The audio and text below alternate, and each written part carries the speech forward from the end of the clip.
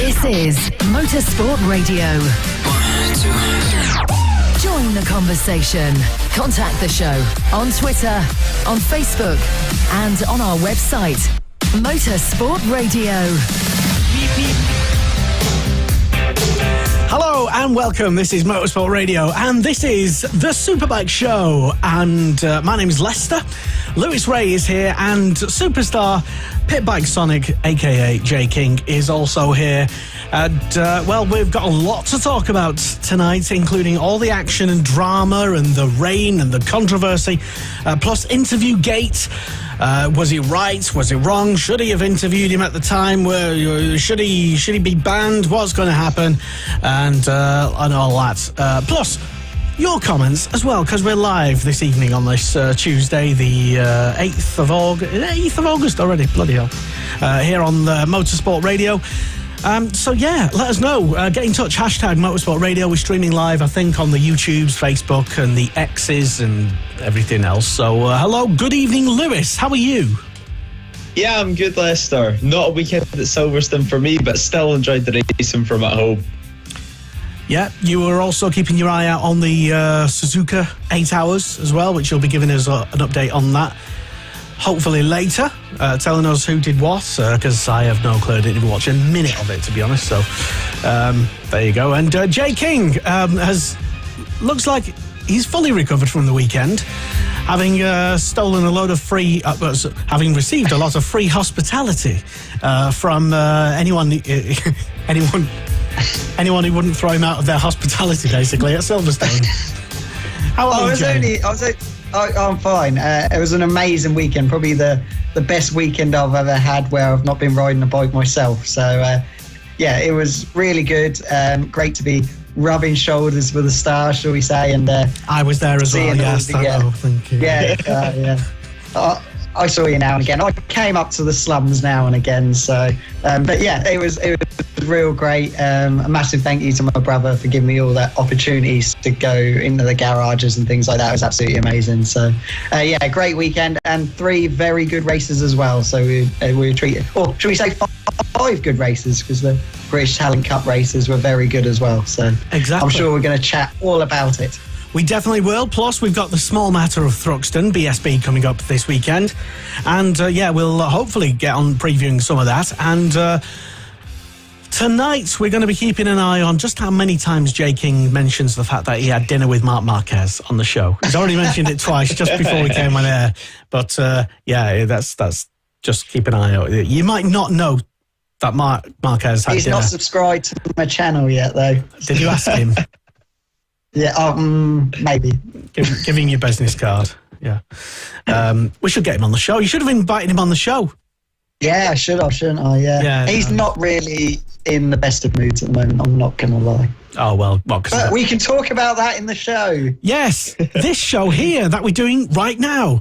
Get in touch with us and leave a comment in the comments box below. If you have downloaded the show, if you're listening to it and it's not a Tuesday, then hello and welcome. Still get in touch and have your say and let us know whether we're right or wrong on our various predictions. It has not been yet announced yet that Ian One will be back, but there is growing rumour, not just from us, but other people in World Superbike Paddock, that the Go 11 deal is kind of like just about to be dropped, probably in the morning, as is the case with most things. Like last week when all the news came out as soon as we came off there. Yeah, literally. So we should probably just move this show to a Wednesday, I think, just so, yeah. But hey, all right, so big news. Quick wrap up then of, as much as we can, wrap things up, because there was so much happening. It was quite an interesting weekend on many different levels. But anyway, Lewis, give us the main headlines from Silverstone. So, from Silverstone, Alicia Spargo snatches the victory from Pecco Bagnaia after a last-lap battle in the MotoGP race, which will definitely go down the history books. In Moto2, Fairbairn Aldegar finally wins the Grand Prix after a year of trying, and he was so close last season at Argentina, and now he finally makes it at Silverstone. And in Moto3, it was Scott Ogden who qualified on the front row before disaster struck, stalling on the grid and going to the back of the grid. But also coming from the back of the grid was David Alonso, who then would become the first ever Colombian Grand Prix race winner in a crazy Moto3 race. And in the British Talent Cup, we had Evan Belford extended his championship lead to 49 points over Harley McCabe of Belford, crashing out in race one in a dramatic race where Silva Mansi would take the race win by over 20 seconds. And then in race two, Emmanuel Brinton would be the man on top with a great duel between himself and Belford. So incredible stuff from Silverstone. And it was definitely a weekend which will go down in history. It's plenty of weather conditions, mixed conditions throughout the whole weekend, and great racing to go on top of it. So what more can you really ask for? And, it wouldn't be a typical British rainy summer without the typical British sporting heartache just when we thought we might get close to a winner in Moto3 at least, with Scott Ogden. But that's not your fault, Scott. We were just very disappointed, but probably not as much as you were. We will get on talking about Moto3 and Moto2 as well, including Jake Dixon, who had a lot to say. Has it all been blown out of proportion? Should frustrated riders expressing their frustration just after they've frustratedly crashed out of the race be broadcast on TV? Is it right? Should the government do more? And how terribly upset are you at what happened? I think personally it's just been way overblown, and story over. Jake Dixon. But there's some people that want to make it into a continued story and have a dig at him. I say shut your face. No, it's just I thought the move wasn't as bad as Jake Dixon made it out to be. I was talking about the interview gate. Really? Oh, okay. Well, let's start off with the incident that started it to the interview. Okay, with Darren Binder. I think all right, Darren Binder was a little at fault, but I would say it was more of a racing incident than Jake was offline, Darren was on the inside of the corner. It was just a collision of two riders going for the same line at the same time. But obviously Jake, he crashed actually at that corner in qualifying the day before on his own. And obviously he was having to start 15th, I think, on the grid, so he's trying to make his way through. It was always going to be really difficult. He was riding against people who he wouldn't normally be that far back on the grid with, and he just got very frustrated, and I can understand why he had that little rant. But I think he's probably looking back at it yesterday and today and thinking, oh, what the hell have I done? I look like a right Wally. But I don't think you get caught in the moment, don't you? Adrenaline's running after a big incident at your home Grand Prix, like the biggest race of the year for you, and it all came flooding out, shall we say. But yeah, bit over dramatic. I'm sure he's regretting it now. These things happen, unfortunately, and I've already said what I think on the matter anyway, but since we've both said it as well, Lewis, I look, that penalty was fair for Darren Binder. It was no more than that. Your thoughts? Practically just what Jay said, to be honest. Yeah, it was more of a racing incident, and especially not even whenever you have a crash on the circuit, but if something goes wrong during the race, as soon as you come back in from the track, from on your bike, you usually tend to exaggerate quite a lot, and it's not until you have about 10 minutes just to regain your thoughts and just sit there and relax that then you can actually process on what has happened. But Jake Dixon, clearly still a lot of emotions going through his body, to say the least, and he was absolutely livid with Darren Binder. I believe he said he should get banned from racing, which, like we have seen in the past, Darren Binder, he has made some moves which we'll all remember, like for example in 2021 at Portimao during the final race of the year in Moto3, taking out Dennis Foggia. But at the end of the day, it was a racing incident. Really, Jake Dixon, he was trying to ride around the outside of him during the corner as well. Darren Binder, he just clipped. He just clipped Jake Dixon. He went down, and Darren Binder got a long lap penalty for it. So yeah, Jake Dixon. I mean, it created good TV for us at home. That's one thing, to say the least. It was quite a dramatic interview, and he certainly let all his thoughts out. But there's nothing really more to say on the matter. What's done's done, to be honest, and I wouldn't necessarily call him a crybaby like some people have been calling him in the comment section on social media, but he was definitely he was definitely in the moment anyway.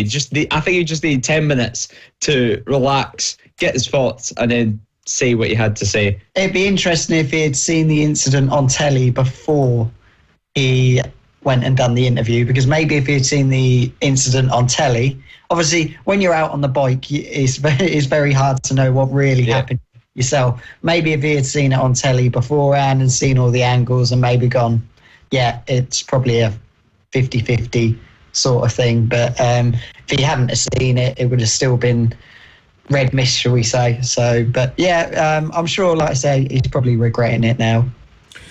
Yeah, a lot of people a little bit unkind, I think, reacting to Jake's reaction to being in the heat of the moment, and now it's over.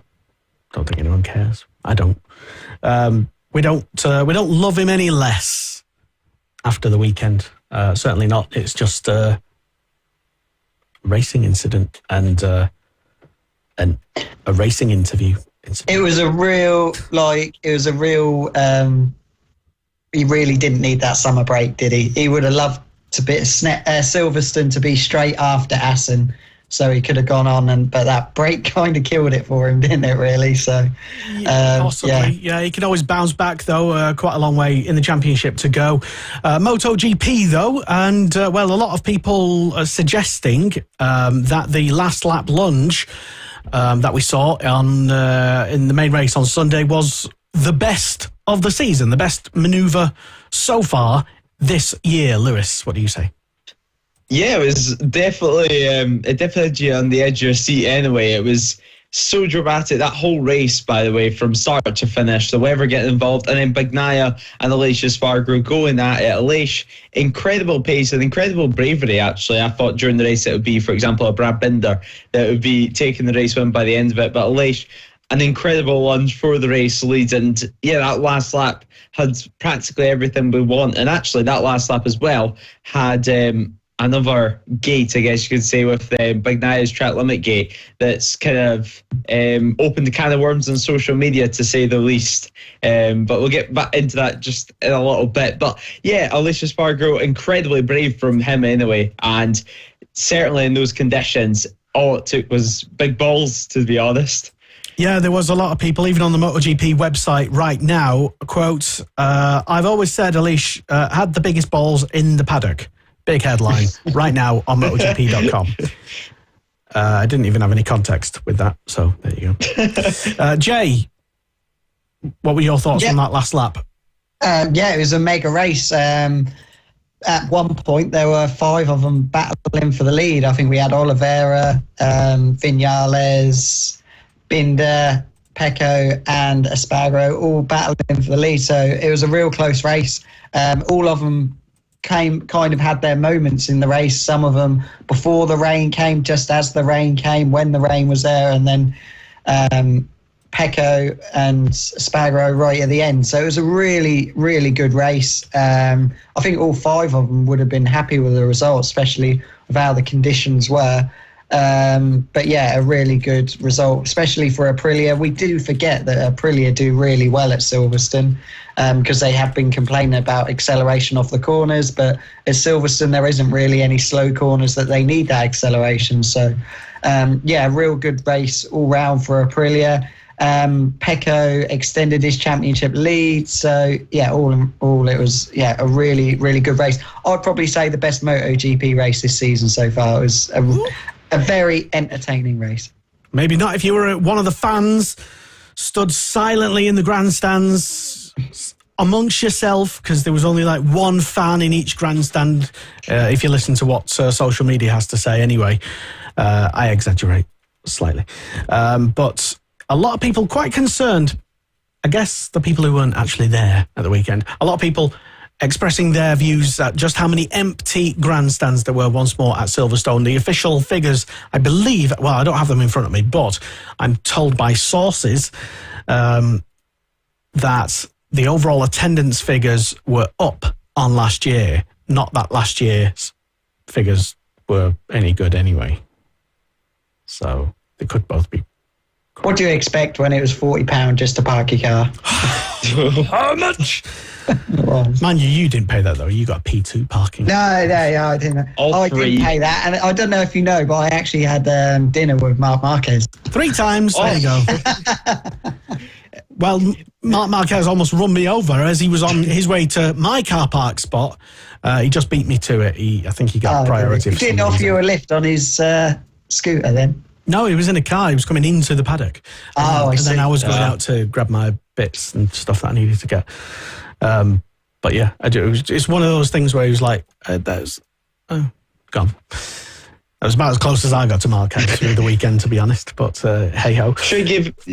You should have invited him onto the show, just stood in front of his car, stopped it, and had a sign. How do you know that's what I usually do to get riders on the show? That's the word gets around the paddock pretty fast. Yeah, if I definitely want to get someone on the show, there's those tactics are sometimes employed. But yeah, overall, good weekend. I'd say if you were there, great weekend really. If you were there, if you were one of the fans, or was it? Am I just talking rubbish because I got in for free? It was. I think the entertainment away from the track was really good. There was got a lot going on away from the track. I think the stage. There was one thing that I noticed, and the stage, I'm not saying anything negative about any of the acts and performances that were on the stage and giving those performances, because I think they were actually really good all weekend.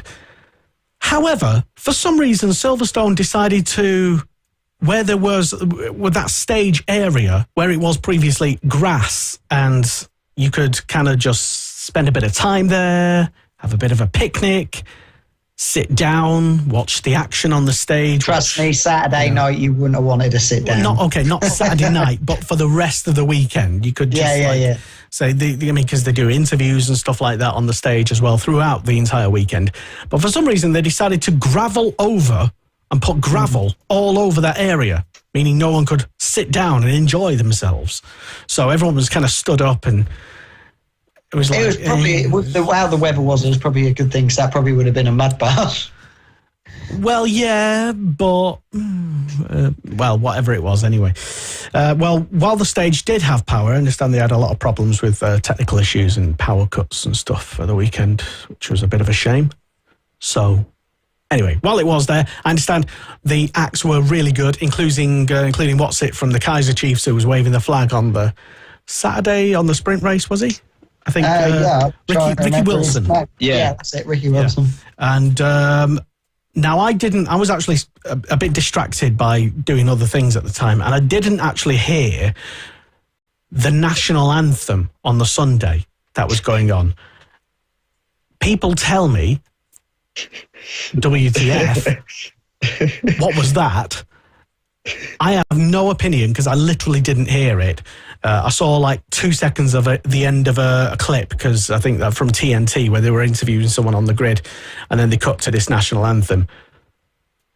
Well, I'm guessing you did watch it, Lewis, and did hear the national anthem, and I could tell already by your giggling that it wasn't very good. Yeah, it wasn't the best rendition of the national anthem. Actually, the first time that she was singing it sounded like she said Queen and not King, to be honest. But no, it wasn't the best national anthem I've ever heard anyway, and it was cringing ever so slightly. But yeah, it was just a national anthem, but it wasn't great. That's just reacting to what other people are saying. I'm not saying that. Lewis Ray said that. So yeah, these are just a few little headlines. I mean, yeah, we all know what happened in the race and yada yada. And actually, Marc Marquez has said since the weekend that his confidence has been completely rebuilt from the crashing. Yeah, from all that crashing. Well, none of his interviews before the weekend filled anyone with a lot of... It was very not Marquez interviews from the weekend. I don't know if anyone else noticed, but it was very like from where he's normally like, oh, we're going to push really hard and we're going to be at the front. It was very like, yeah, if we come 12th, we come 12th. He sounded like a normal rider. Yeah, he sounded, in me listening to it, it sounded like, I'm done now. I'm done with Honda. It just like, the quicker I get out of this, the better. Well, what did he say to you over dinner? No, there was no Marquez enthusiasm in those interviews like we'd normally have. It was just like, yeah, I'm just going to ride round basically. Well, it was like, couldn't even do that. Did you not ask him his opinions at dinner? No, I didn't. No, I just asked him, what do you think of the pasta? It's just as well. Oh, Jay! Christ! You're at a table with Marc Marquez and you speak about the pasta. I just went, this is all right. This isn't it? Oh, Jay. Oh, anyway, Jay. He seems very down, shall we say? It's probably because of that dodgy pasta you had. Yeah. Oh no, the food in the Alpine Star. Sorry, yeah, it's absolutely gorgeous. I'm sure it was first class, obviously. Yeah. But yeah, he did say coming into the weekend, though, to be fair, Marc Marquez, that he would approach the weekend differently, maybe with some lower expectations of himself and of the package and the bike and stuff. And that might concur with, your experience of having dinner with him and stuff. Yeah. It wasn't just him I had dinner with. There were other MotoGP riders. Well, you've always spoke about Marquez here. Like 10 times already. Go on, who else did you have dinner with? And what did they... Well, they were in the same room, but Martin was in there. Oh, yeah. Jack Miller was in there, and Pecco was in there as well. And what did they think of the pasta? Yeah, they liked it. Yeah. Yeah, they all went for the healthy options. Where I was, they didn't go for the chocolate cake at the end like I did. Well, thanks for that. Insight there. Food analysis. Amazing from Marc Marquez. Senior pasta. None of them were drinking the Estrella from the fridge. Why would they? Oh, no. They'd probably get it on tap. Actually, I did drink too much Monster Energy. You drank too much Monster. What, were you getting free Monster, was you? Yeah. Oh, were you getting it from the Monster truck demonstration just place? Throwing them at people in the media, literally. Oh, okay. Throwing them. Don't know if they're just throwing them at me. But. They were advertised pretty heavily over the weekend. There was Monster practically everywhere you looked. You could go... Got their money's worth. Yeah, you could go to that, the demonstration stand they had with all the motocross and the stunt teams going on, and they were just giving it away for free. They do that. Monster sponsored BSB meetings as well. So, yeah. I think it was Brands Hatch. The last meeting was Monster sponsored. Yeah, they had their stage there and the stuff and and they had people doing stuff and whatnot. Since we're talking about fan stuff and what was in the paddock, I've got the official statistics and attendance in front of me. Okay, but first of all, before I've not seen these, so I don't actually know. Does this include actual fee-paying, ticket-holding spectators or everyone? Does it not say? It doesn't say. Oh, so I'm guessing it. I would hope it's just the paying people. But the Friday attendance was 27,285. Saturday, 39,110. Sunday, 48,564, which compared to last season when we were talking about has Britain fell out of love with MotoGP, it has risen by about 7,000 on race day from last year. Yeah, which is kind of what I'd expected it to be roughly. But those figures, and I'm not saying anything whatsoever negative about MotoGP or Dorna or the amazing event that they brought to this country at the weekend. However, Silverstone, I think, possibly might find a bit of a space in the marketplace to do more, to attract more fans to the event. For example, Not charging 40 quid for parking. Not charging £40 for parking, for example. Another example would be they could halve their ticket prices and fill out all of the grandstands, for example. I mean, compared to Formula One, and you probably shouldn't compare everything to Formula One, but I'm going to. Compared to Formula One, when all the grandstands are packed out, and yes, there is a bit of an interest deficit in this country with Formula One and MotoGP. We know that, we realise that, and I'm not suggesting that we should do X, Y, Z just to make it level, because it might not ever be level with F1. But still, there are things that, I mean, if I'm in charge at Silverstone, God forbid, I'm going to say, okay, instead of a grandstand ticket cost, I don't even know what, 100 quid or something, at least 150 quid. I don't know. Is that what? I don't know. If you bought a ticket, if you bought a genuine ticket, get in touch. Let me know where. And also, what about those poor people who bought what they thought were the start-finish straight tickets in the grandstand, and then last minute it was like, here we go, we're going to spend a nice weekend in front of the old national paddocks and pits with our premium tickets that we spent all our money on. Wait a minute, they've moved it. Bastards. So I feel sorry for those people who might have been felt a bit fleeced. Maybe. I mean, I'm going to Valencia at the end of the season, and for a grandstand ticket, the cheapest grandstand ticket at Valencia, it's going to cost you 60 quid for the whole weekend. And at Valencia, you can't sit anywhere bar a grandstand. Yeah, exactly. But you can see more than what you can at Silverstone for a start. Last season, I was in a slightly better grandstand anyway. It cost about 80, 90 quid. And I could see about 8 or 9 corners from that one grandstand. And the ticket price was still far cheaper than what it would be at Silverstone. Yeah, undoubtedly, Silverstone is very expensive. And I don't think it helped the fact that the ticket prices were so high. Saying that, I don't have a copy of how much they cost in front of me, because they've all vanished now, a day after the race. And they've not released next year's figures, but I know they were quite expensive. Could they have possibly reduced the prices to fill out more grandstands? Yes, it might cost them more in security and having more medics there for more people. But yeah, you get that money back, though, with the more tickets that you sell. You know, why not sell every ticket for like no more than 50 quid? Why not? I mean, you'd have more than the couple of grandstands that you had filled out. Although saying that, I mean, what was the numbers? 48,500 on Sunday. That does, I don't know if that does definitely include actual spectating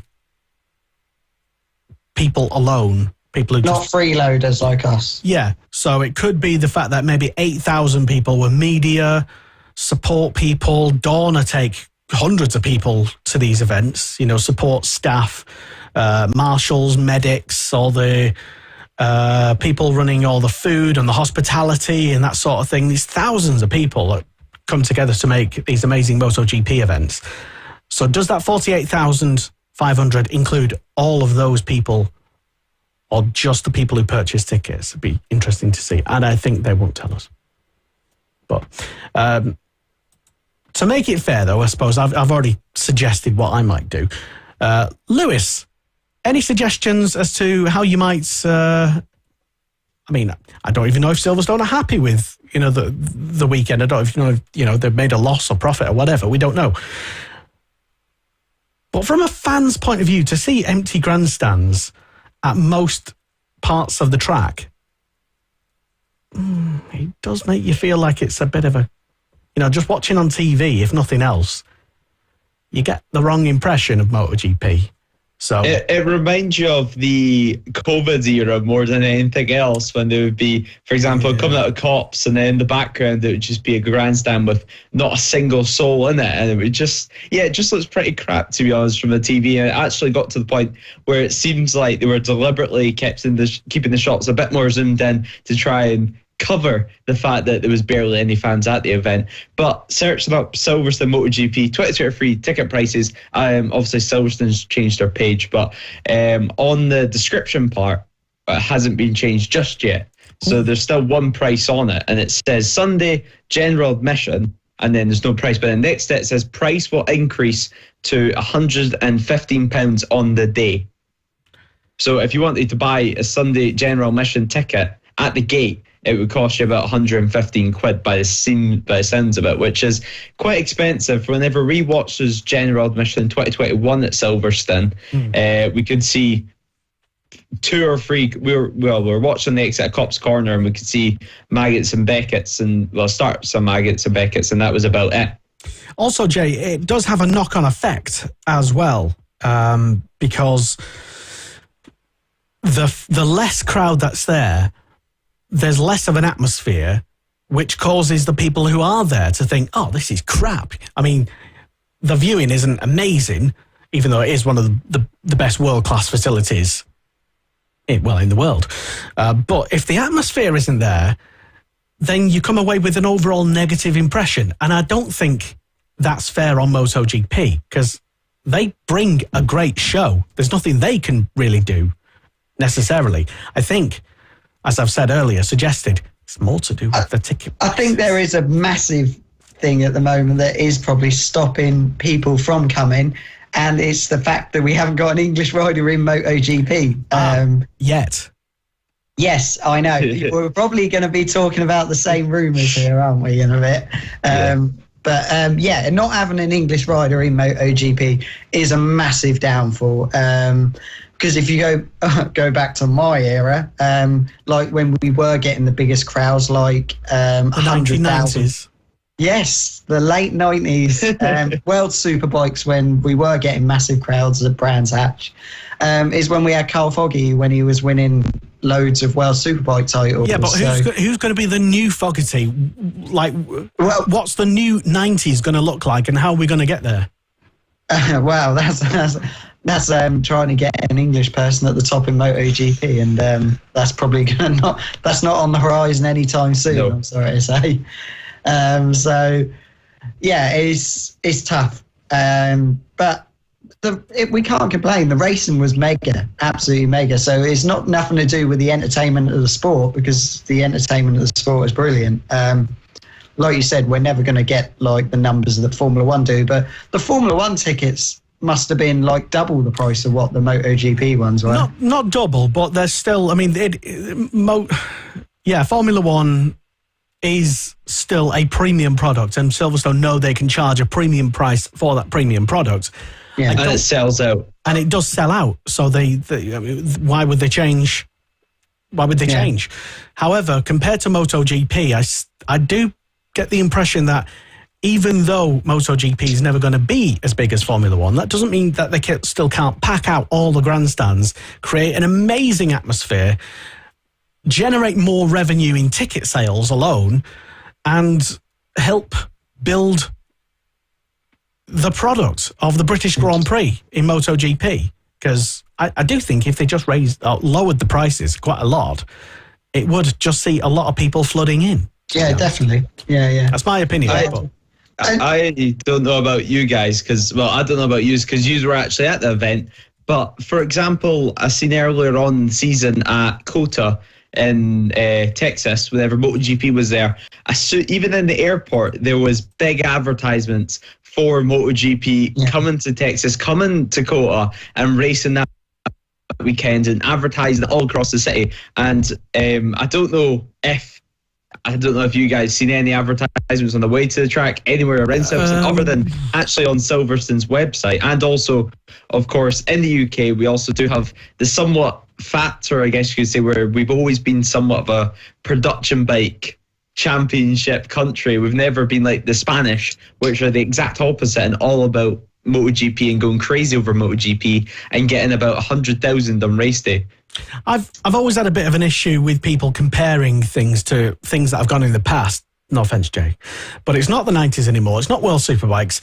We need to, I think, create, and I'm aiming this comment directly at Silverstone because they have MotoGP at the moment. We need to create a new type of British Grand Prix for MotoGP, just because it's always been the case that MotoGP in the UK has fewer fans attend than what F1 does, okay. But why does it always need to be that going forward? Why do you always need to have the ticket prices at like £150 or whatever it is? I don't have the numbers in front of me. Thing for a grandstand seat. Why not just do something completely unprecedented, slash your ticket prices, get everybody through the door? You can clearly cope with it because you had a record-breaking Formula One year this year, if the press release is to be believed. So, yeah, Silverstone is the one venue that can actually do this. So why not do it? You say Silverstone is the venue. I think if next year they said, aren't you? Yeah, I'm not. I think Silverstone as a facility is mega. I think all what they do is really good, and I don't think Donington can compete with that. But I think as a track and as for viewing goes, I think Donington's a lot better. And I think if they went back to Donington, the numbers would go up significantly if they went back to Donington. I just think it just has a lot better atmosphere at Donington. Well, Donington than Silverstone. That's the thing that people compare. It's not the fact that I don't personally believe that when they get to Silverstone, Donington has a lot more character to it, where Silverstone is very flat. And that is my cat, by the way, that Wendy is now removing. All right, Anyway, going back, I feel Donington's got a lot more character. I don't think the facilities at Donington are as good. It's nowhere near as big. I mean, Silverstone is absolutely huge. It's a hard one to call. But I reckon if they went back to Donington, it would.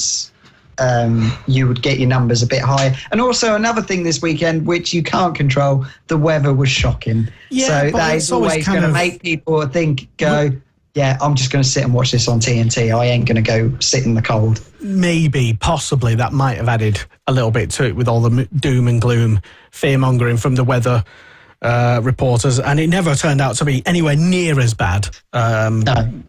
We had that real heavy downpour Saturday midday, but by 2:00 it kind of stopped. So it wasn't as bad as we all thought it was going to be, but it would have put people off.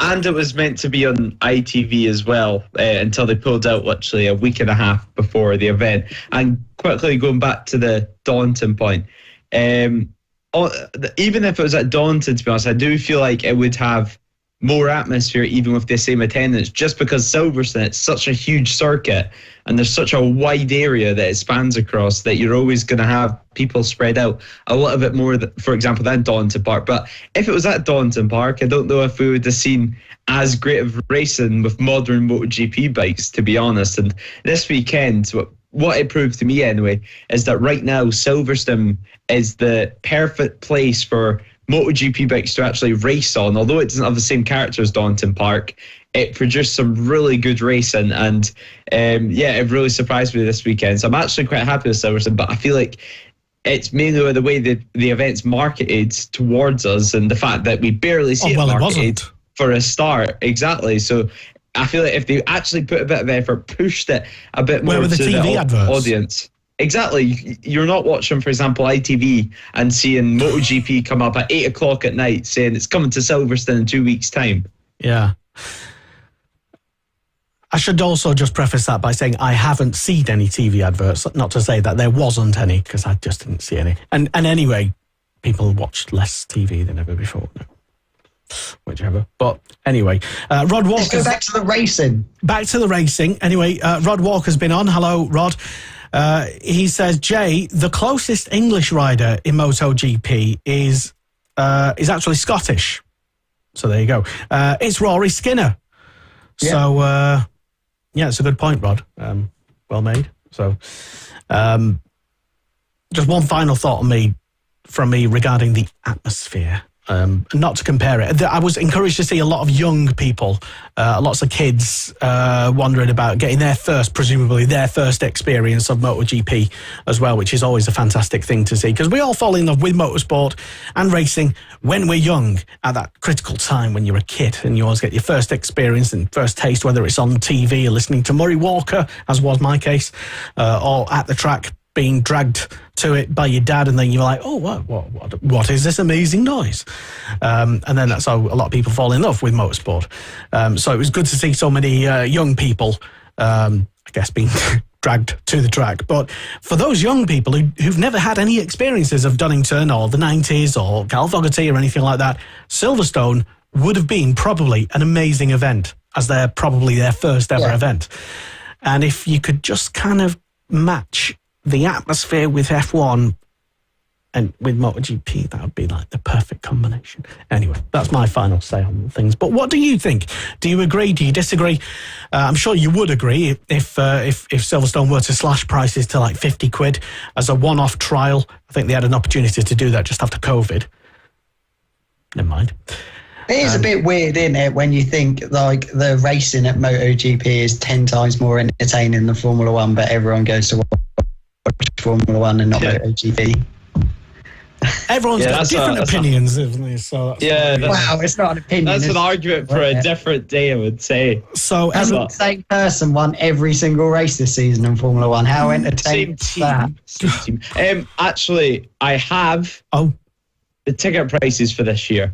I've managed to go on the Wayback Machine on the internet and get it from that. These are not hospitality tickets. These are actual like punter tickets. So these are general admission. I've got some grandstand as well. So if you want to go just the Friday, 25 quid, which is just your free practice. Decent. The Saturday, watch qualifying and sprint race and some free practices, 45 quid. And if you want to go with the Sunday only, it's 85 quid, and that's in advance, and it's going to cost you about 100, if not more, at the gate. And a weekend ticket is going to cost you 100 quid, and any grandstand is going to cost you 160 quid for a grandstand seat for the weekend. And that's without your £40 parking. Yeah, and then you got your food parking and drink, plus the petrol to get there, or the transport, your train or whatever, plus a hotel or camping, plus money for camping. I believe it used to always be the case, though, if you took your bike, you could park your bike for free. I don't know if that's still the case. Plus any merch that you get on the way. Beer was like 7 quid a pint, I'm told by people. I did buy a pint off someone who had those backpacks on a big stick coming out saying beer. I did buy one off them. I didn't even ask. I just poked my card at it. Oh, yeah, you're not recovered yet, have you, from the... I bet that was the only pint you bought, though, isn't it? Oh, yeah. Because I had all my rest of my drinks with Marquez in the hospitality. Oh, with Marquez. Oh, right. Oh, Jesus. Didn't say. Okay.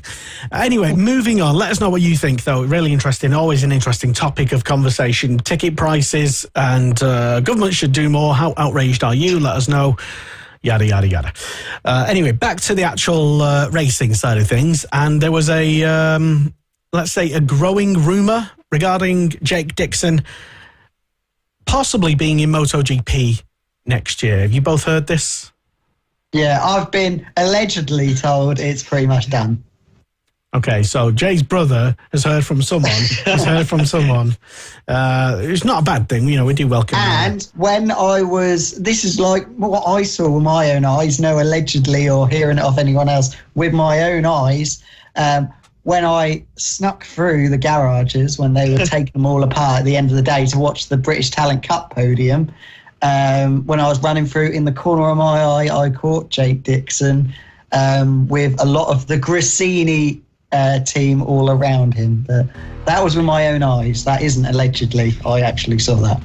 Well, I can also give you a little bit of information regarding the sprint race as well. That there was champagne being offered around the time that I was also in the pit lane getting ready for the British Talent Cup races, and some of the kids were all also celebrating with the team and Marquez and stuff. Anyway, that was besides the point. But yes, the rumour is that Jake Dixon is being lined up to be supported or ejected into MotoGP with the help, possibly, maybe, of the broadcaster TNT, formerly BT Sports. This is all to help for Silverstone tickets next year. Yay! 'Cause I'm TNT. Thank you. You've been waiting for that moment all day, haven't you? Yeah. It's like it's planned, this show. Anyway, so what do you reckon? Is it definitely, are we just talking crap because it was the British Grand Prix, British rider, going to be in MotoGP? Are we all getting carried away with ourselves? Or, when you think about it, why would they do that? Well, because I guess in TNT, formerly known as BT, are putting a incredible amount of money into the sport, and they are desperate to see an Englishman in MotoGP. But it was really weird because at the start of the weekend, like I said, because I had I had dinner with him, Marquez. Hey! It's like number 20 now. The rumours at the start of the weekend that it was going to, Alex and Mark were going to be back together, and it was going to be that Mark was getting that Gresini ride. And then when obviously people saw how uninterested, should we say, in the interviews over the weekend, everyone was kind of putting two together and going, oh, he's already signed the deal, it's done. He's basically just wasting or running time down with Honda till the end of the season. But then this whole Jake Dixon thing started, so that might have gone, that rumour's gone completely dead now. So I think it's pretty much done. They've chucked a lot of money at Gresini. Obviously they're kind of a private team, so they're very grateful if someone's coming with a suitcase full of money to the team, and they're not going to say no. It seems like half the grid is rumoured to go on this Gresini seat, though, at the moment. I heard, I think, a month ago about Joe Mir potentially going on that Gresini seat. But if you were Gresini, for example, you were choosing who you were going to have on that bike next year, and you had Marc Marquez, who wasn't bothered about a salary, too big of a salary, for example, just what he did with that Honda seat. And then on the other hand, you had Jake Dixon with TNT Sport behind him, with a lot of money behind him. So who would you be picking? And allegedly, but who would you be picking hypothetically? An 8-time world champion or a 1-time Grand Prix race winner? Oh, so cruel. I'd have Marquez. It is tough. And not just that, KTM have got massive problems because they've got to try and fit 4 riders into 2 seats at the moment. So there's a lot of, there's so many things to get done. And then there's Morbidelli, who's kind of not told us what he's doing after Rins has basically taken his ride now. Well, he's gone to World Superbikes, isn't he? That's what we discussed last week, maybe. Maybe, yeah. We don't know. But he could go, we might have, because Zarco's meant to be going to LCR to take Rins's ride. So obviously,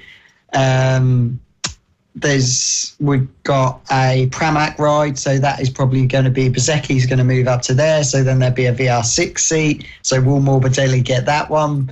Or I can't see Marquez going to Rossi's team, so I would definitely can wipe that one clear. There's just so much movement potentially to happen. So is it, what do you think if you tuned in and listening to this? Is it just a silly season rumour, Jake Dixon in MotoGP, because of TNT, and with the being heavily nudged that direction by Dorna as well, who also want to see a Brit in MotoGP? Or could maybe, is Rory Skinner ready for that to organically, is he not? It's been a really tough season for Rory. He obviously had it wasn't really a good weekend for any of the British riders at the weekend, apart from Sam, who did okay. The others had obviously Scott had a nightmare. Josh had to do 2 long lap penalties. Obviously, we know what happened with Jake, and then Rory got taken out on the second corner. So it was just, for the British this weekend, it was a complete and utter mess. Classic British sporting weekend, as I mentioned earlier. Yeah. All those predictions I had went out the window. I forgot who you predicted now. Who did you say? I thought Jake was going to win. I couldn't be further away. I couldn't have been any further away. I can't remember if I predicted anything last week, but I did remember thinking, I think Marquez might just do something. Yeah, you couldn't have been any further away. Well, I didn't say which Marquez. with Marquez, obviously crashed out the race once again in the main race, and quite a fast crash actually. Maggots and Beckett's involving Bastianini, but Marquez still yet to finish a main race this season, which is a crazy statistic. And then if we go to the other side of the garage with Joan Mir, he has only finished one race this season at the opening round at Portimao for the main length race. So out of both Repsol Honda bikes, there's only been one finish from the official riders in the main length races, which is a mental statistic because we're speaking in the second half of the season. Yeah, Lecuona has finished more races than they have this season. So, yeah, it's mad how who are Repsol Honda going to have in their team next year? We haven't even spoke about that. Like, well, no one wants them right now, so there's no rumours, it seems. Yeah, so well, we know Marquez is going to hang on for as long as possible until they sort of literally drag him out of that team. I don't think he'll. Do you think that, Leslie? Do you think he's not literally? If he was gonna go and move and decide, I think he would have done. There was a team that said to him, "You can come ride for us. All right, you're gonna have to take a massive pay cut, but you're gonna be near the front again." I think he'd take it. Well, who's going to be that team?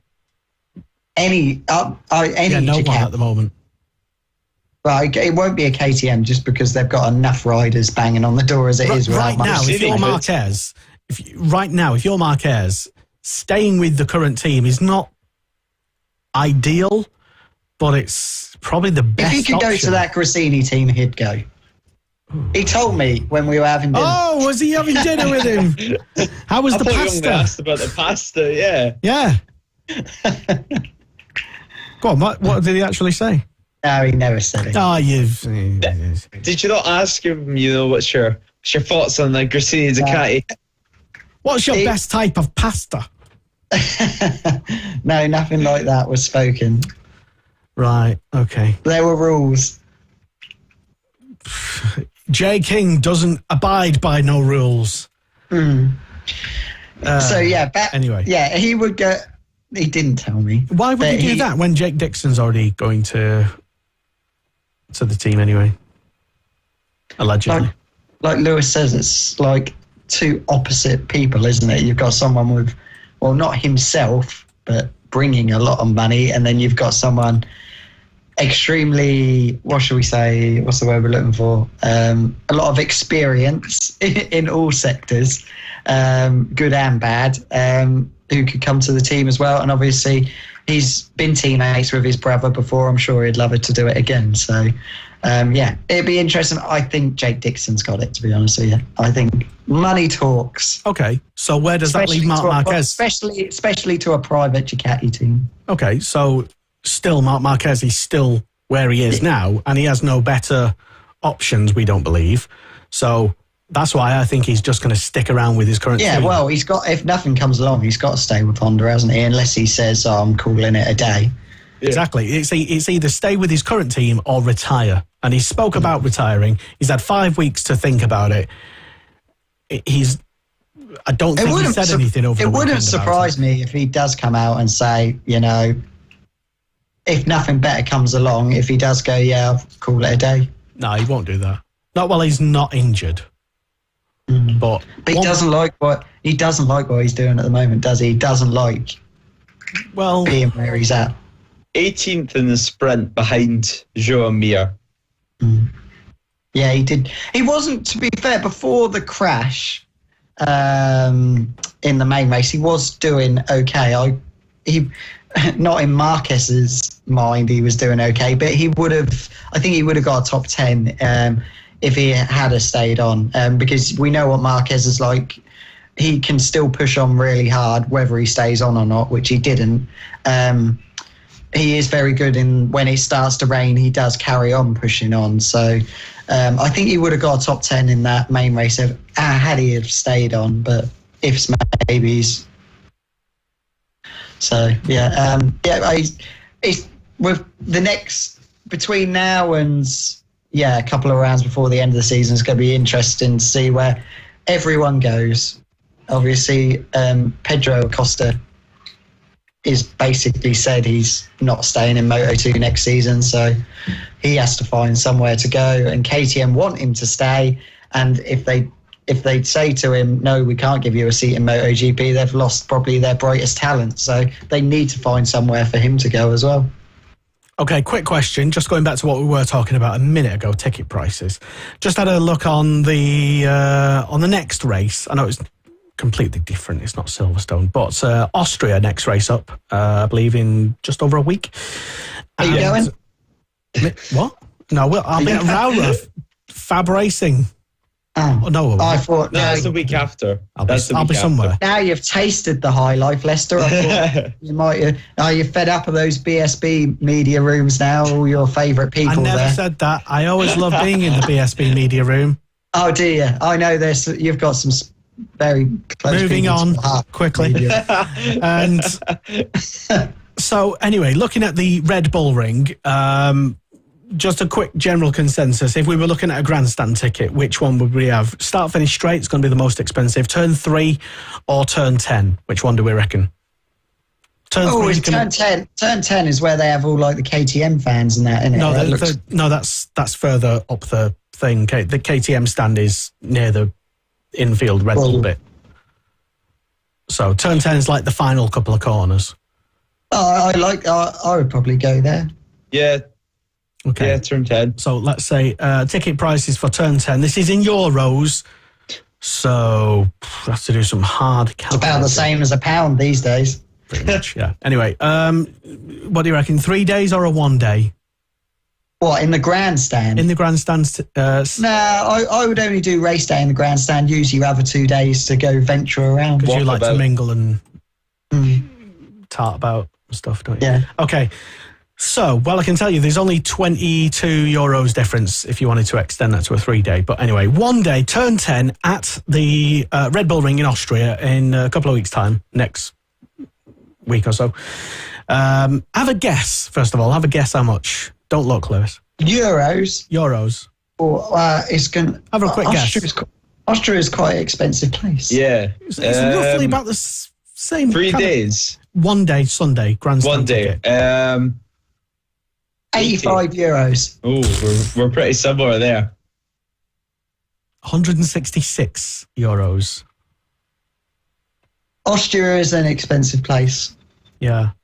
But also it kind of benefits from being a sort of Central European location. It's not too far away from, other countries, whereas Silverstone, for the Europeans anyway, it's over there. I bet Assen has the cheapest grandstand tickets.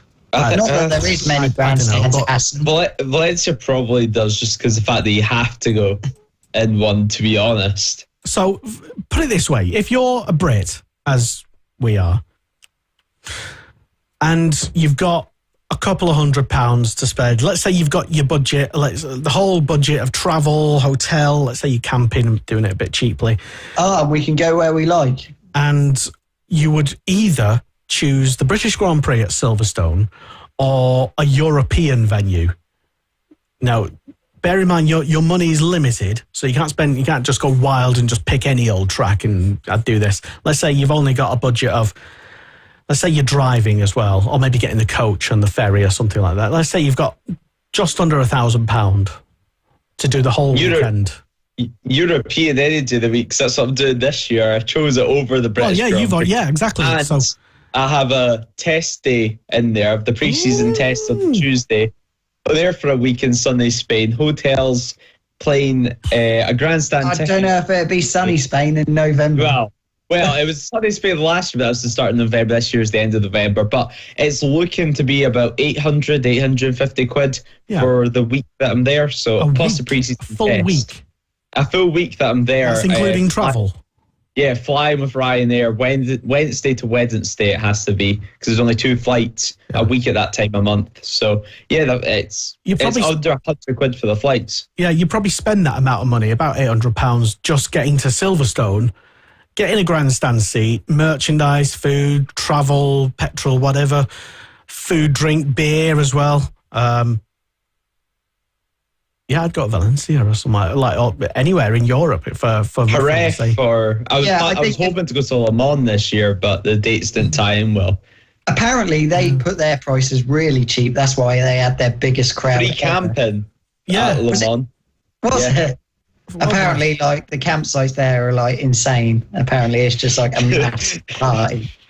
Well, yeah, I mean, Le Mans is again, it's like Le Mans similar to Silverstone in that it can handle like 500,000 people. You know, it's perfectly capable of doing such massive numbers. And it just goes to show what I said earlier, if you just reduce prices, kind of a lot. I think if I could go to any of them, another one that gets absolutely huge crowds, I'd probably, because it's a bit iconic for MotoGP, I'd probably go to Mugello. I think it's probably one of the biggest events of the year for MotoGP. Is probably where they get their biggest crowds and that. What about an upcoming race that hasn't happened yet? How's that?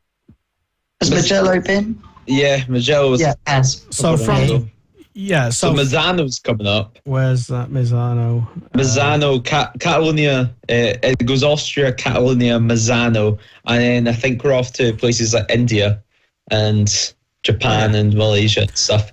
So let's have a look at Misano there, just for ticket prices. Misano's quite expensive because I looked to go and Oh, is it? Okay. Both Italian rounds seem to be quite expensive price-wise compared to the Spanish. Although I wouldn't mind... if money was no object, I'd go to Austin. That's the conversation everyone knows. If I do this and if I could afford, I'd do the whole world and live somewhere else and life would be better. But let's just say we're all on a budget. Hashtag cost of living. I forgot the Indian Grand Prix as well. We haven't mentioned that World Superbikes have changed their last round to Jerez, haven't they? I think we did. I think we mentioned it last week. Did we? Briefly. It was a kind of an open secret from what I understand. My sources. So. Hello, sources, if you're tuning in. Tickets, this will be an interesting one. I'm just having a quick look at ticket prices for... Whoa! Yeah, they're quite expensive in Italy. But you've got to remember, in Italy and Spain, MotoGP is probably as big as what Formula One is in this country, if you know what I mean. That MotoGP is their sport, so they're going to put their prices. Yeah, but Spain in general, it's not too bad compared to the Italian rounds. They seem to be slightly more expensive, and you have the flights as well, which are about double the price as the Spanish flight as well. And money is an object when it comes to going to the likes of Misano. I know where we're going then. If we, let's say we're collectively going to a race together, I found the you're treating us, Lester? No, well, if you can get yourself to the country, I'll buy you a ticket, because Malaysia, the Grand Prix of India, at the Buddha International Circuit, currently scheduled for the 22nd to the 24th of September. The grandstand tickets, they are quite expensive, forget them. But the general admission sort of lawn, banking seat type things, basically you go and sit on a banking. Have a guess how much it is for, and there's I think 3 of these types of what sort of currency do India use? Well, this is euros. Pounds. Well, pounds, euros. I'm going to say about 25 quid. Oh, very close. Because I've done research into Malaysia before for the MotoGP. Oh, okay. So is this for Sunday? Is it? Oh, this is all days, Friday to Sunday. So this is basically just general admission and go and find a space on the grass and sit there, take an umbrella. 25 yen. Yeah. No. It's €30, basically. Just over €30, 20 cents. That's quite expensive. Oh, sorry. Have you checked? Have a look. You try and park your car at Silverstone for 30 quid. I challenge you. Have a look at Malaysia's ticket prices for 3 days. I'll go on then. I'll have a look at that. Talk amongst yourselves. But 30 quid for I wouldn't mind going to India. If the only issue with the Indian Grand Prix is the fact that there was rumours that it might not even go ahead. Well, it's currently going ahead. It's currently going ahead, but tickets only got put on sale, I think, a month ago, and the event's in like a month and a half. So. And yes, the grandstands may be empty because no one can afford. The grandstand tickets are more than bloody Silverstone. But anyway, I'm guessing the grassy knoll will be packed to 30 quid for. Yeah, so. When you got your Delhi belly in India as well, you don't have to keep getting up and down in those grandstands either, so it's probably better to sit on the grassy. I didn't say anything about food, but since you're in India anyway, you might as well enjoy some of the local cuisine. Yeah. Have you found Malaysia yet? Not yet. I can't click and talk at the same time. All right. When is that? There is Petronas Grand Prix Malaysia, November. Jesus. Okay. So, Lewis, you've already seen these tickets. Oh, 5% off. Yep. Ooh. Yeah. Wow. Yeah. Is it like a $5 for the weekend? Pretty much. Jesus. It's probably cheap. It's cheap. It's about 2 pints at Silverstone. Jesus Christ. I can't believe that. Everyone's thinking, go on, tell me. How much is a flight from Heathrow? Don't worry about that. That's a whole different story. Yeah, don't you worry about that. It's probably cheaper to get a flight from it. Okay, Lewis, you look at flights to India and Malaysia, cheap economy, whatnot flight, and I'll show you this, Jay. Okay, ticket prices to Malaysia. We did have now gone. No, this is proper consumer advice. Here we go. Right, so Grand Prix of Malaysia. Yeah, get rid of that. Here we go. 3-day ticket. Where are we going now? What's the old? Zoom that in. Here we go. What's Malaysian currency? Malaysian euros. 3 days from €19.89. And that's wow. From €19. That's pretty impressive. We'll get you 2 points at Silverstone.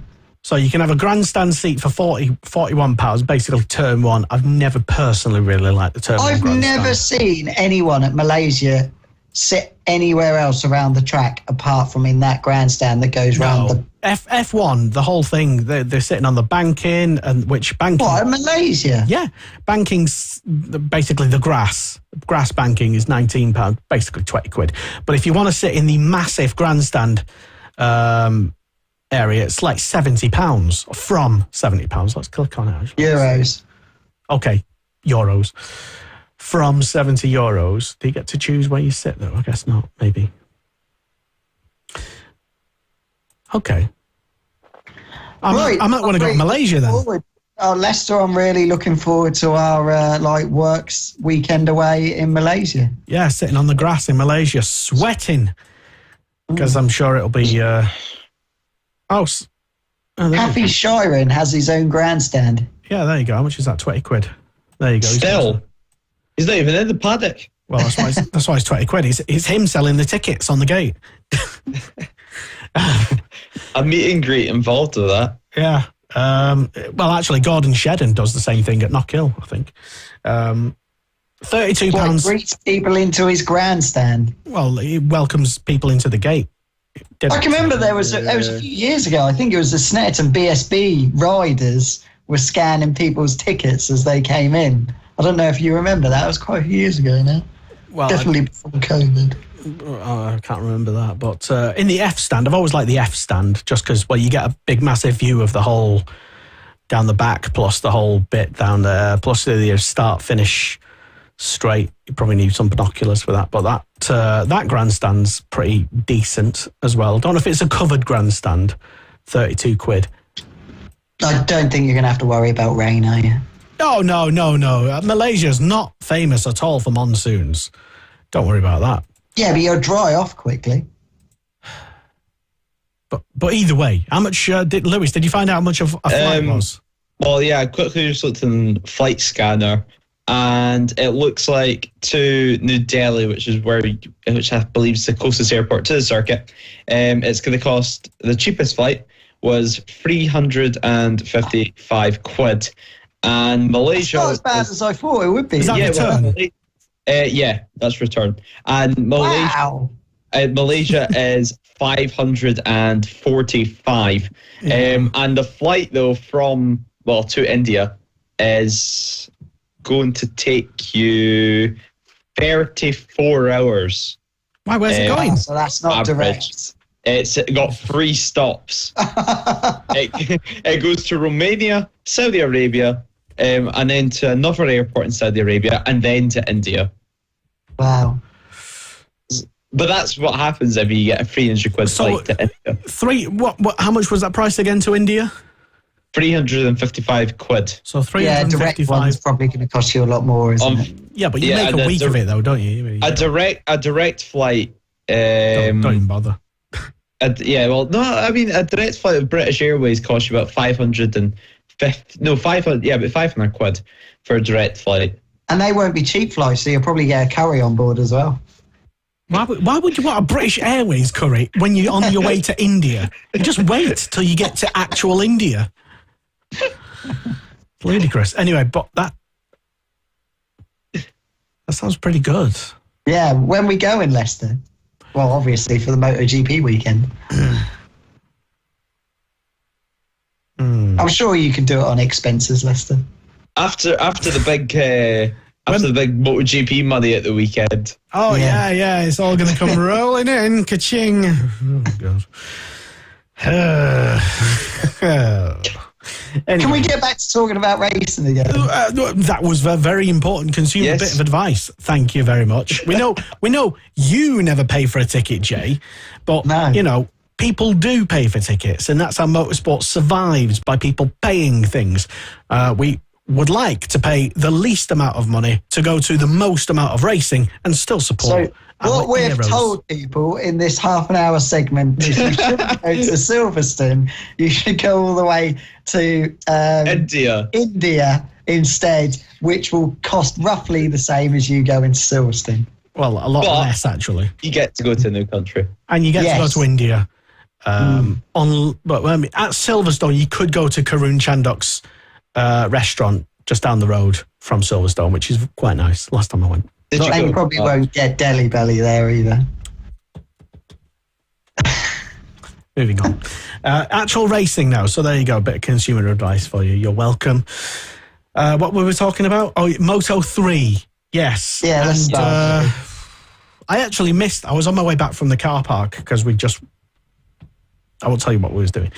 But I actually missed the first lap of Moto 3. So I actually missed the Scott Ogden thing. So I turned up and was like, oh, where's Scott? Where's Scott? And he was like, oh, I just... I think nerves got the best of him. Well, what actually happened? What was the actual thing that actually happened, Lewis? Nothing. He just stalled it on the or was it a technical thing?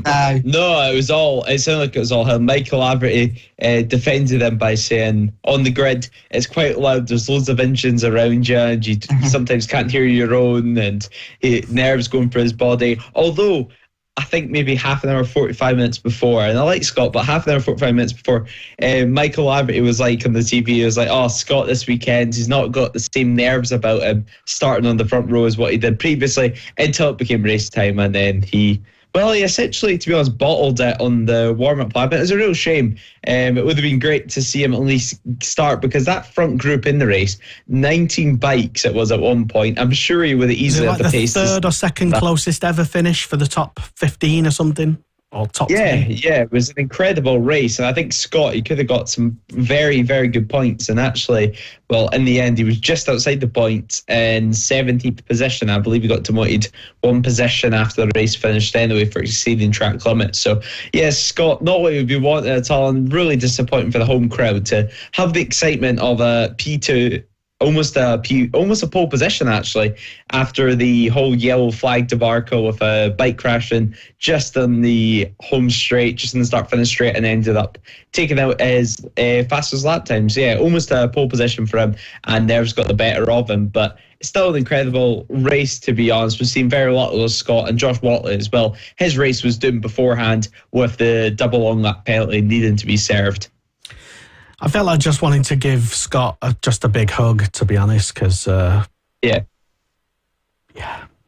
He was stood next to me while we were watching the Kaiser Chiefs on Saturday night, and I said... you mean you were stood next to him? Well, he remembers... Well, if you remember when Cool Fab, or Cool Milk, shall I say, put all the money in to Fab Racing, I don't know what, 5-6 years ago. We went to a very posh, I don't know if you were there, Lester, we went to a very posh hotel for our presentation one year. Yeah, I remember it. And we had to sit all on random tables, and me and Scott sat on the same table that night. And we stood next to each other at the Kaiser Chiefs. And I said, I was gutted for you. I thought you got pole position. He goes, look, I'm really happy to be second on the grid. I'm just gutted I didn't win that watch. So that was the only thing that he was gutted about. But yeah, I felt sorry for him as well. Obviously, it's massive pressure on your home Grand Prix, as we saw it come out in Jake in the interview. And obviously, it happened to Scott by stalling it on the line. So hopefully, he'll have hopefully carry on with a good second part to his season. Yeah, I think he's got the mentality to dust himself off, and he won't have any residual thoughts and negativity from this weekend. He's quick enough. He's definitely quick enough. He's just got to work on that Moto3 kind of riding in the pack sort of thing. So he's definitely quick enough. He's just got to learn to be more of a Moto3 rider, shall we say. Just keep doing what you're doing, Scott, because... Get stuck in. We love you nonetheless. Let's put that weekend aside. Learning weekend. Yeah. Which is always code for what a shit weekend. Whenever a rider says that was a learning weekend, McDonald's on the way back, basically. So, yeah, Scott Ogden wasn't meant to be. Same with Josh and everyone else who was British as well. So. But talking about people at the back of the grid, it was Alonso, who would have been back of the grid if it weren't for Scott, who went on to win the race. So David Alonso. Yeah. David Alonso. What a ride. I don't think many people were seeing that coming, but yeah, what a ride to come from the back of the grid and to win. It was a mega ride. First ever Colombian Grand Prix winner, Lewis. Yeah, first ever Colombian Grand Prix race winner. It was a great moment for him as well. It's great as well to see the Gas team back on the top step of the podium as well, because we've had quite an up and down season so far this year, but it was a really dramatic race, and it was a great race, to be honest. 19 riders in battling for the race lead. We've seen early on anyway that it looked to be Jamie Lucia that had the pace until he crashed. He was pulling a little bit of a gap. Yeah, he was starting to pull out a gap, and it seemed like he thought he potentially could pull out a gap until he pushed too hard and crashed. And actually Sasaki as well, he looked like he was trying at stages to build a gap as well. We had Fanati, which built a gap actually at Silverstone back in 2021, and this race was actually almost the polar opposite. Nobody could build a gap, and at the line the top 10 riders were separated by less than a second. So incredible stuff. 1.5 seconds separating the top 15 as well at the line. And can you really ask for more from a Moto3 race? It's one of those Moto3 races that we'll look back to for quite a while and speak about. I still remember in my head, for example, I think it was 2018 in Australia when we had about 18 riders. It was very similar for the race when. Yeah, it was very similar. It's those types of races that you really remember with years to come.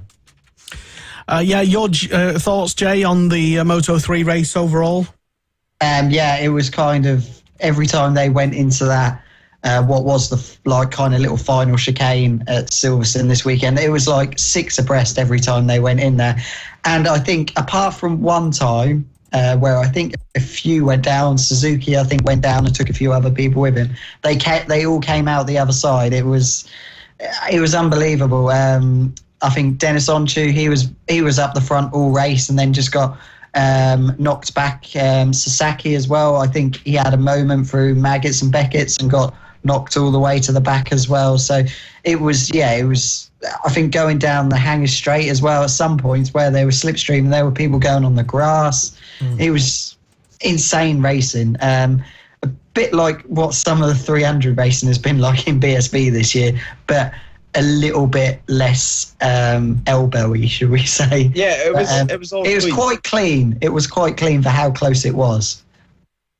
And a quick fun fact about David Alonso. Although he is the first Colombian race winner, he was born in Spain. In fact, actually, it's just because Spanish one of his parents were Colombian, so he has the option to race under a Colombian race license.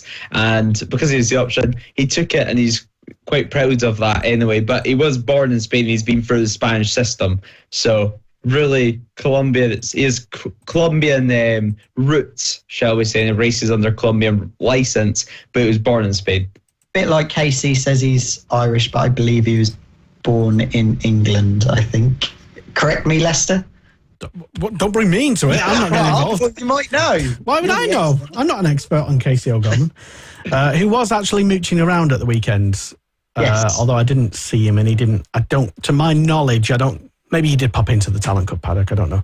If he did, I wasn't there. So Johnny Garnes was back again as well, which was nice to see. Yep, we had a little chat, and I've got a good interview actually with Johnny Garnes, who turned up with Max Cook and Eddie O'Shea, who were all there. Yeah. And Max was, because Max wears Alpine Star Livers in BSB, so he was in the Alpine Star Hospitality as well, and I had a good catch up with him as well. With Marquez. Yeah, Marquez wasn't in there at the time, but I did have dinner. He missed out on Max Cook. Yeah, I did have dinner with Marquez. Did you not know? News to me. So, yeah, they were there. We had a nice chat, filmed it, and maybe that's going to be released somewhere on the Talent Cup social media. If not, we might slide it out on Motorsport Radio. Somewhere. Good chat. Yeah. Okay. There was the test, Moto3 and Moto2 test yesterday. It's Tuesday, isn't it? Oh yeah, I slept all day yesterday. Yeah. I don't think many people stayed, did they? No. Although Rory, Skinner, and Sam Lowes did take part, although Scott and Josh did not. So there was literally only like 6 Moto3 people in FP3 anyway. Oh, 8. Maximum of 8 Moto3 riders, none of which were Scott or Josh. Moto2, there was the bulk of the riders. Just having a quick look here, who did. I saw Jake Dixon's good mate, Darren Binder, did quite a few laps. Yeah, Sam Lowes. To be honest, I mean, I was completely dead yesterday. I was just in bed. So I don't know even, like, you know, if someone were testing new parts or whatever. That's all. Have you heard anything about what was going on yesterday, Lewis?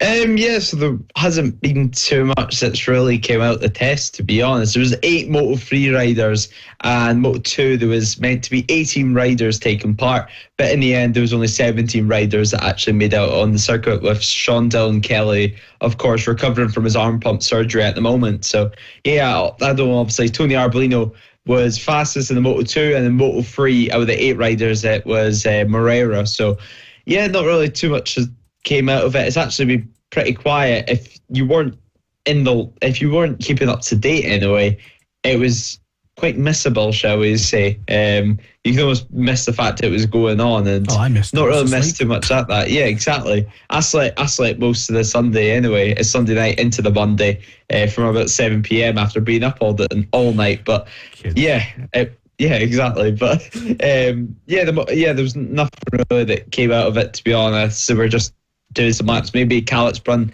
some new parts for them to test. But really, I mean, with Moto2 and Moto3, they can't really test too much chassis parts at the moment, because all it's going to be for a short term, because as soon as these Pirelli tyres come in, it's going to change up everything, and potentially the parts they're using this year can be useless next year with the new tyres that are coming in.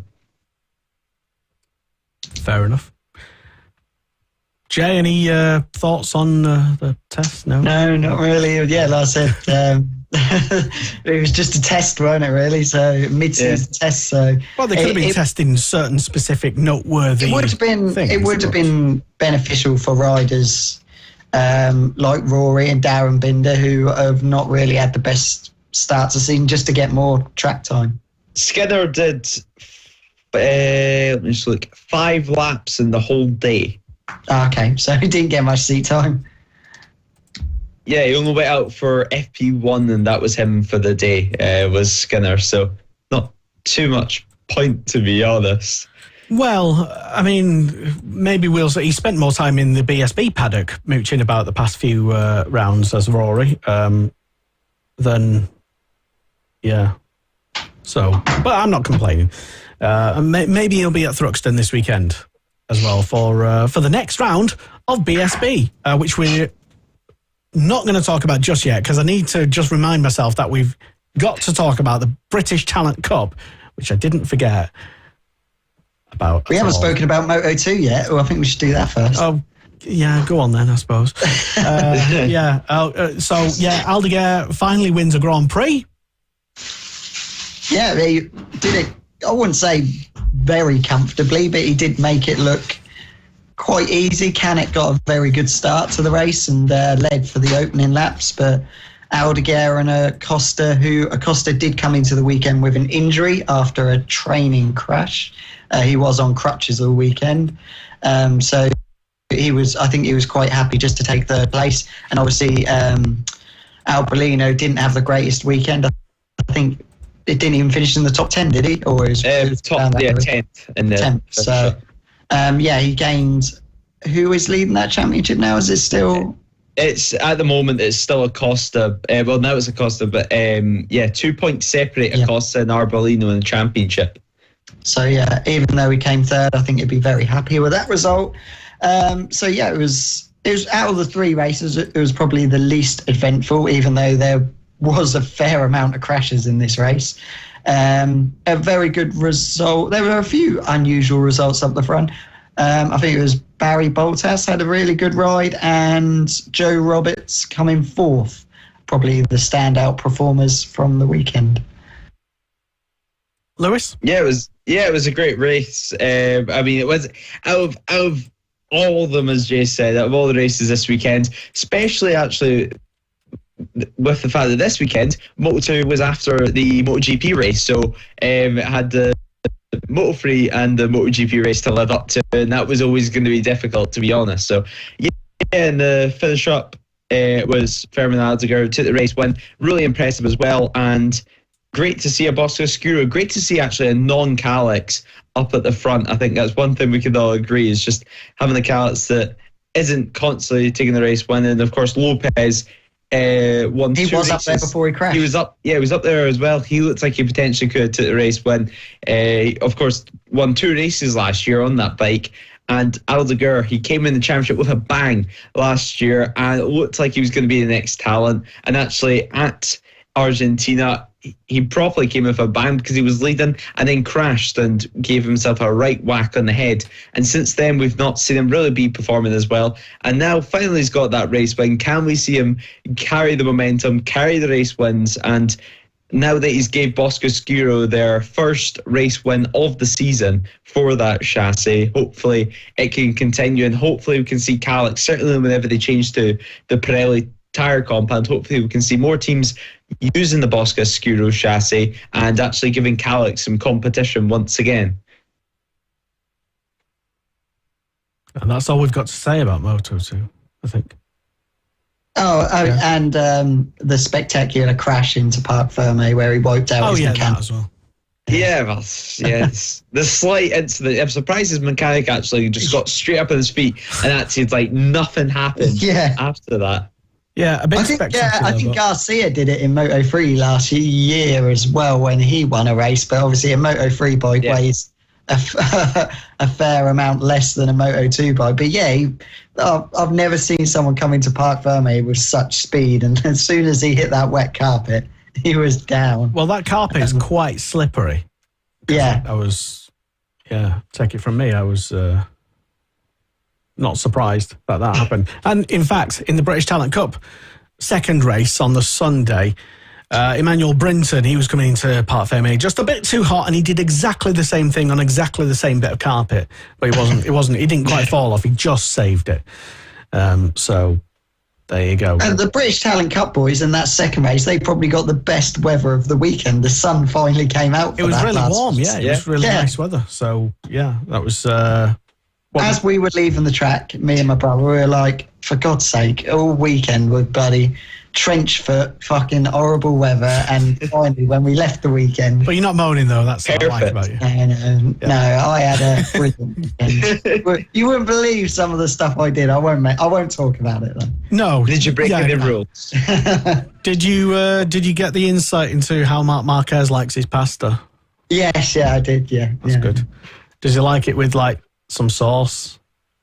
Meatballs. He likes like the multicoloured pasta. The posh stuff. Oh. Yeah. So, Scooby-Doo pasta. Because obviously Alpine Star's an Italian brand, so it was all pizza and pasta, and I think we had lasagna on there for Sunday lunch. How was the pizza? You're talking about the pasta here. Yeah, pizza was very nice, very soft. What was it?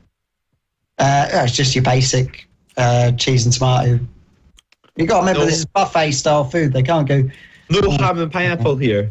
Oh, no pineapple, no. I brought my own tin of pineapples and. That's sick. That is. Put some on. I bet Lester likes pineapple on pizza. He likes mango on pizza, but that's a whole different story. Look, I don't judge other people, and all pizzas are welcome here on Motorsport Radio. Rod Walker's been on. He says maybe Rory Skinner was talking about just a moment ago. Maybe he was still sore and stiff from the crash on Sunday. He said he had he said his collarbone and foot was sore when he made it back to the pit, and I completely forgot about that. To be fair, a small pile-up, to say the least. To be fair, I'm very surprised that from that crash, because he came in at a great amount of knots. I can't remember who it was who had gone on the grass. I think it was Tiger Hada who was actually on the grass in the first place, yeah. I'm very surprised that everyone got up and walked away from that, because it looks. I could see it because I watched it the first corner, and you could see it happening. And it was a horrible incident. I'm really surprised that everyone got up and walked away from it, to be fair.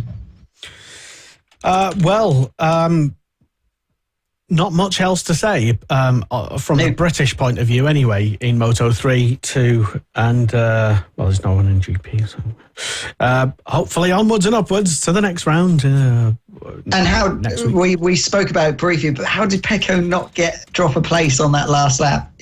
Especially, he didn't drop a lap.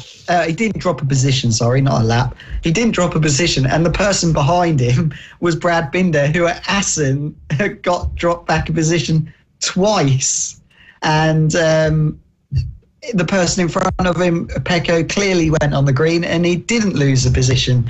So Brad must. I know Brad's quite a calm guy, but he must have been a bit pissed. Yeah, apparently the sensor didn't go off, and it was confirmed by cameras around the circuit. But we've seen, for example, Pedro Costa's on that penalty. The cameras are about 240p, and they're clearly filmed on a potato, and you can't really tell. So, yeah, it was a really strange one, to be honest. And there's questions either if the sensor was even working that weekend, and if they were just saying that to get out of it, because to be honest, in my opinion, he was obviously on the green end. There's been a lot of stick on social media from it. And just to clarify, it's not Dorna, it's the FIM MotoGP stewards at the moment that seem to be bringing all these controversial decisions, or the wording of their decisions, because their wording was no sufficient evidence, even though the TV angle shows 3/4 of the tyre on the green paint. Only 3/4, not all of it. Yeah, well, it's if any part of your there's tire probably only a quarter of it. touches Okay. it. If it's any part of your tire touches it. So it's one of those things which there's nothing you can do. So there's no point getting too annoyed over it. All apart from if you're KTM. Sounds like you're getting a bit riled up over it, though. Well, I mean, there's plenty of screenshots that are clearly showing 3/4 of tire in green paint. And to be honest, don't get me wrong, Pecco, he rode a great race, but I'm not a massive fan of the fact that if you touch the green paint ever so slightly in the last lap, you drop a position anyway, because, well, we've seen it decide races in the past. And I'm not a big fan of the rule in general, but at least carry the rule out consistently and not say this just because the sensor hasn't went off, that it's not a penalty. When there's quite clear angles of it anyway inside a circuit. I'm going to stay neutral on that one. No, I agree with Lewis. I don't like the rule, but if you're going to stick with the rule, it's got to be fair for everyone. And I felt sorry for Brad the most when he was the one who was behind Pecco, and he's the one who had got done twice. He got done twice at the previous meeting for a lot less. I mean, you had to get like a telescope out to see that he had just gone over the green, and Pecco's was a lot more clearer. Let us know what you think. Get in touch. Do you think that some things are not consistent when it comes to penalties or not penalties? Are things that get reviewed filmed through a potato, as Lewis suggests? And what should be done? Government should do more. Get in touch. Have your say. How outraged are you? Let us know this evening. Bloody Brexit. Moving on. And we've still got BSB to talk about as well this weekend. But before that, we've got the British Talent Cup at Silverstone that happened. 2 races, one on the Saturday, one on the Sunday. Saturday race was wet. Yes, it was. Very wet. Quite wet. And Sunday was actually quite warm and quite hot. And it was, I try to remember what happened now on the first race. It was... Evan and Sully just blasted. Yes, they ran away with it, both them two. They had like a 5-second gap on the first lap. Yeah, those two just literally in a league amongst themselves for most of the race. And then the rain eased up, and I think it stopped, if I remember rightly. It stopped roughly about halfway through. And at that point, I turned and said to the person I was watching the race with, I think they're going to start getting a bit too much confidence here when they think it might be a bit too dry. Not necessarily a dry line coming up, and I unfortunately was correct because Evan Belford seemingly did the same thing that he did at Brands Hatch when that was drying conditions, and I think he admitted to himself as well that he got just a bit too overexcited and a bit too much confidence and, just pushing too much. And it cost him possibly the race win at Silverstone like it did in Brands Hatch as well. It resulted in him having a very long-winded slide off into... He nearly saved it, to be fair. He had it on his elbow for quite a long time. Yeah, went twice. Yeah, he almost kind of did a Marquez style thing. Yeah. But anyway, that happened. That left Sullivan Mounsey 20 or 19 seconds out in the lead, in front. He kept looking behind him, thinking, where the hell is everyone? Well, pretty much straight after Evan had done that, I think less than a lap later, he nearly crashed himself. The save of the weekend in every single class. He was literally out of his seat. He went so far off the track that he didn't trigger the sector time, so it looked like he missed a sector out on live timing. Yeah, because he went around it instead of across the sector time. So, it was a really good save, and I think at that point he kind of thought, right, let's just get this to the end now. I think the whole street by my house must have heard me react to Sullivan Mounsey's save. Well, actually, though, that whole minute of Evan Belford crashing out, and then they show his replay, show Sullivan Mounsey, and show his replay. I think, the whole street must have heard my dad and I's reaction to that because, wow, what a save. Yeah. Imagine if he hadn't have saved that, like, he would have been devastated, wouldn't he? He'd have a massive lead like that, because he would have seen Evan crash. And then he'd have been like, what the hell have I just done? Like, from a 20-second lead and thrown it away. Yeah, I mean, to be fair to the riders, I don't know how much they pay attention to their pit boards when they're flying past at whatever miles an hour. But maybe they didn't quite know that they were 20 seconds out in front. They knew they were a long way out in front because they couldn't see third place. But 20 seconds, that's the sort of time where you're looking and you're thinking, guys, don't keep pushing, don't keep going faster, just slow down. You don't need to do it. They were going like 3 seconds. They were going 3 seconds a lap quicker than anyone else. And you could just see that they were still going quicker when it was getting drier and drier and drier. And I'm thinking, don't mess it up. Don't stop pushing. You don't need to do it. Evan was leading the championship by so much. He could afford to finish second, but you want to win at that round, though. I know, don't you? yeah. GP sounds good, doesn't it? But yeah, anyway, he ended up with no points for race one. But much to the benefit, and he only just saved it. Sullivan Mounsey won race number one. Fantastic result, and he pulled out all of the catchphrases in his podium interview as well, continuing that trend that is a character now, so why not? So yeah, Mounsey, and at that point, he was second in the championship after race number one. Second in the championship, if I'm remembering rightly. I think only just, though, from, I think, Harley McCabe, who was third. But on the Sunday, completely different matter. I think it was Evan Belford on pole position and McCabe in second. I think Lucas Brown or Sully was third. It might be Mounsey third. And that was taken from the lap times from race one, like they do in BSB, I think. Yeah, I can't remember exactly what happened in race number two now. It was a very close race between, obviously, Sully crashed on the first lap. He caught the curb on what normally would be the last corner, going onto the national straight. No, it wasn't what did you say the first lap? Second lap was, I think. It was like third or fourth or something like that. I'll have to check. But I thought it was the first lap. Basically, they were pack racing and it got a bit aggressive. And I think it was Brinton. Lucas was going around the outside, didn't quite make it work, and then he lost the front. Was it Lucas Brown or Emmanuel Brinton? One of them. I can't remember which. Sorry, guys, if I'm accusing you of something you didn't do. But anyway, someone basically chopped Sully off and almost had a bit of a collision going into that what was the last corner complex.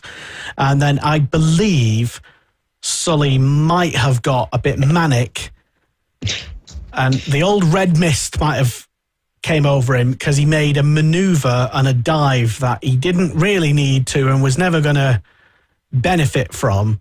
And he just took a really shallow angle in trying to basically undercut the guy who just overtook him, and he threw himself off. I think he realised straight away that he should just... It's so hard to do. It's like, well, it's road rage. You know, someone cuts you up on the motorway, right, I'm going to fucking get you. It's kind of like that. I get it. Although when you're riding and racing at Silverstone, it's obviously you need to be a lot more calm, a lot more smooth, like water, he said on his interview on the Silverstone stage. Not sure I understood exactly that, but anyway, so bit of a shame for Mounsey. He didn't finish race number two, but still the pack raced on. And, it was between Evan Belford and Emmanuel Brinton, who was really, really on form and really, really wanted to step up now because Emmanuel, I think, at that point had only won one race in the season, I think, up to that point. I can't remember. I'll have to check anyway the stats. But anyway, he picked up another win, but only just because it was a right old ding-dong on the last lap. Pretty much similar to MotoGP, to be honest. Yeah, because even Lucas took the lead in the tight complex on the last lap, but he was always going to get slipstream back down the straight. But that last lap was very, very close. I think there were 5 of them that finished within the second of each other in the end. So it was a very close race. another excellent race for the weekend. Definitely was, and you could always tell when riders have had a fun, enjoyable race, because Evan Belford's normally one of the people who, if he doesn't win a race, you can kind of tell in his body language, and he's a bit down. He's like, but he wasn't like that in race number 2. Even though he only finished second, he was bouncing around and hugging everyone and shaking hands. He was like, oh man, what a great ride. Oh, that was incredible and stuff. They really enjoyed it. And we really enjoyed watching it as well. Another couple of fantastic races in the R&G British Talent Cup. And now I think Belford is leading still. He's increased his lead from, I think, 41 points it was down to at one point over the weekend. Anyway, it's back up to 49 points over Harley McCabe, who's in second place in the championship. Mounsey and Brinton tied on third place, 61 points behind, and there's a maximum total of 150 points up for grabs for the rest of the season. They go to Thruxton this weekend, 2 races at BSB this weekend, and then Alton Park, and the final round, Donington, not Brands, Donington for the British Talent Cup, is where hopefully we'll have a last round showdown for the fans, but I'm sure Evan will not want to do that. So he's leading by 49 points. Needs one more to get a round ahead. Yeah. Be interesting to see. A big shout out to Filip Sorowiak as well, who had probably his best weekend at the weekend. I think he qualified, well, already from the Friday practice, he qualified, or he combined practice, he was 5th in the timesheets, and he's normally kind of like hovering around the top 10, 9th, 8th, 11th, 12th, something like that. But he had a really good, he had a bad qualifying session, but he had a really good, strong race. I think he finished 6th place in race number 1, and I can't quite remember where he finished in race number 2. So yeah, just a one extra mention for him, just because he had a good race. And good race overall for everyone, even though I think they swapped the TV director for the Talent Cup race, because there was a couple of little things that we didn't see on track on the cameras, as in everything.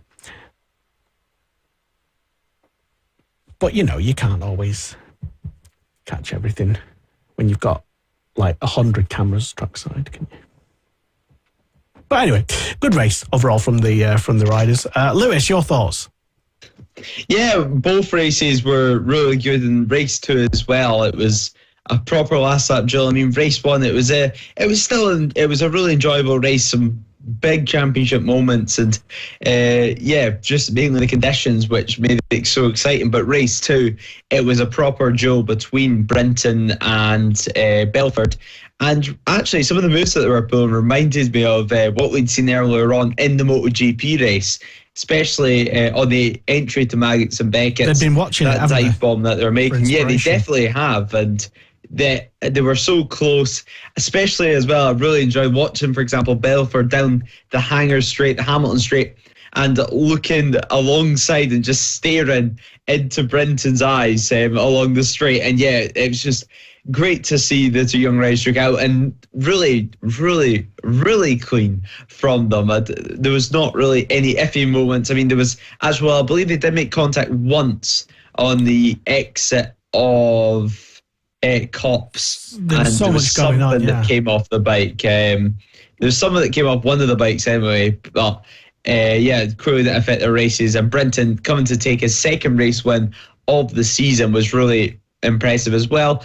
And yeah, race 1 though, with Belford's crash, I mean, with a sizable championship lead, you almost have to wonder if he should have kept pushing on and battling with Sully, or if he should have just let Sully clear off and do what he wants and just went home with a second place, because he still had over a 10-second gap. He would have still increased his championship lead if he'd have finished second. But yeah, you want to win the MotoGP. You get carried away, don't you? I guess, because you're racing and you're there and you battle. And if there was a bit more of a gap, I think maybe Evan Belford might have just thought, he might have just thought, I don't need to risk this. We're already like 20 seconds way ahead. Sully might he might have just had his incident anyway. And he may have just fallen off on his own accord. Anyway, he wasn't to be. He stayed on and won the race. But and those two, there was an incident involving those two. Yeah, just out of the old first corner, I think it was. When front and rear wheel collided. I don't know if it was the handlebars. It was something anyway. From the angle we only saw it. Yeah, from the angle that we saw it on TV, it was from behind. But Evan had gone very wide. He took a very wide angle, the traditional angle, I think, whereas Sully had taken a much more shallow angle out through that corner. Evan had swept back to take his normal regular line, and they touched.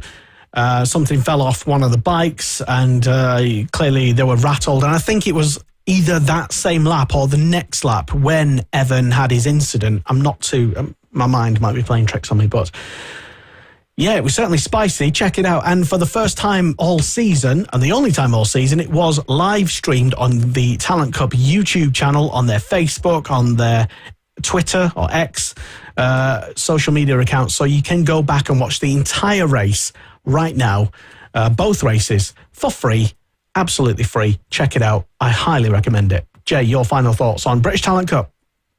Yeah, eventful first race and exciting second race, I think, is the best way to describe it. Like some names battling for the lead in the second race who we've seen on the podium, but we haven't seen them that close to the lead. So it was really good to see. I think, who else? So Reece Stevenson, we saw a little bit of form from him in that second race. He wasn't quite on the back of the leading group, or he was mid-race, but it was good to see him. Away a bit, didn't he? Yeah, it was good. He was setting some really good lap times mid-race. It was good to see him, as he's had a really tough season this season, so it was good to see him somewhere near finish a race the front again. And also, obviously we saw Lucas battling for the lead as well, and I believe Harvey McCabe was in that lead battle as well. So it was good to see some names that have been on the podium but haven't been near Evan or Sully actually battling for the lead as well. Yeah, it was another special shout out for Lucas Brown as well, competing basically for the win, really. In both races. Fantastic set of podium in both races. Yeah, fantastic set of results, and also an extra shout out for his. I don't know if he's his crew chief or he's just one of the mechanics doing the spanners, but Reese Peacock as well, who I think handyman. According to the social media post that was out on his post yesterday or today, credits Reese with much of the improved performance from that package. So big up to Reese. And Reese Peacock, incidentally, is also a racer in Fab Racing in the Pitbike 140 Championship, who also beats Jay King from time to time. We haven't actually raced against each other this season. The rounds I've missed are the rounds he's been doing. So I know we're going to be racing against each other at Wilton. I know he's coming to that one and I'll be at that one. So we can finally go back head to head again. Right. Well, I didn't ask him if he's going to Rowrah. I presumed he's not because he's, a bit far away. It's just too close to Thruxton, and he's recently started his own business now, so he's having to concentrate on that. Fair enough. Will you be going to Rowrah, Jay? I'll be there, don't you worry. Very good. Fab Racing, the next round of the 2023 championship for the Road to MotoGP series will be back in 2 weeks from now. Not this week. After Thruxton. 3 weeks. So 3 weekends. This weekend, Thruxton, next weekend. So yeah, that's right. It'll be the resumption of the main championship, the LS2 Helmets Mini GP British Championship, and that's the championship where you really do need to watch it, because it will be a lot of the big names that you will see in the future, literally the stars and champions of the future, racing in Fab Racing this year. And you'll be able to hear the likes of Lewis Ray chirping along on commentary to them. So check it out. So BSB talk. BSB, yeah, we've not really got much kind of time for BSB, we got a quick 5 minutes. Yeah, I suppose. BSB Championship standings coming into Thruxton. 3 races, hopefully all 3 races. I've not seen the weather. I'll check the weather out. But anyway, Tommy Bridewell leading the championship. It's a Ducati 1-2. And they both have 42.5 points. I hate this half points thing. I think if it can be arranged that a race is like cut short again, just so you can make up the other half, so it's a full point. Anyway, Ducati PBM 1-2, and Bridewell Irwin. And then Kyle Ryde is in 3rd place in the championship at the moment, Josh Brooks. And then Leon Haslam, Jason O'Halloran, Kristin Idden is in 7th place, Lee Jackson 8th, Ryan Vickers 9th, Danny Kent in 10th at the moment. Predictions for a race win this weekend, Lewis? For this weekend, I'm going to go with potentially, I'm going to go with Kyle Ryde for the race win. I think it's going to be Yamaha's at the front, and actually, I'm really excited to see how the Ducatis are going to cope at Thruxton, because last year, certainly at the very front of the race, it seemed to be a OMG Yamaha or a McCam's Yamaha show, to be honest. And it was an incredible show that we got given. But now, with the Ducatis being on form this year, can we see them fight the Yamahas at the front? But actually, 34.5 points. I actually didn't realise it was so much between Bridewell and Irwin. I thought, in my head anyway, I had it as closer than that, to be honest. But yeah, still really exciting times ahead. 2 more rounds until we change up the points format again, and then we need to remind every single person every single week about what points it's going to be in the next race weekend. But still really exciting times ahead, and yeah, I think it's going to be the Yamahas at the front once again. Well, we've got our spreadsheet out just for the points, so Lewis will trust you with that side of things to, so we don't get confused. So, 34.5 points. Bridewell leading at the moment, Jay. And then it's Glenn Irwin in 2nd place and Kyle Ryde. He's won 4 races. So these are the people who've won races so far this season in BSB. Bridewell has won 6. And I didn't think it was that many, to be honest. No offence, Tommy, but... those 6 kind of snuck up on me there. But I guess he has, 6 wins so far. And Irwin and Kyle Ryde both have 4 wins each. And then Josh Brooks has 2 wins. Leon Haslam not yet won a race. And then O'Halloran's won 1. And who is that? Ryan Vickers has won 1 so far. Who do you think, Jay, will take the top honours in any of the races? Agree with Lewis. I think it's going to be a Yamaha fest.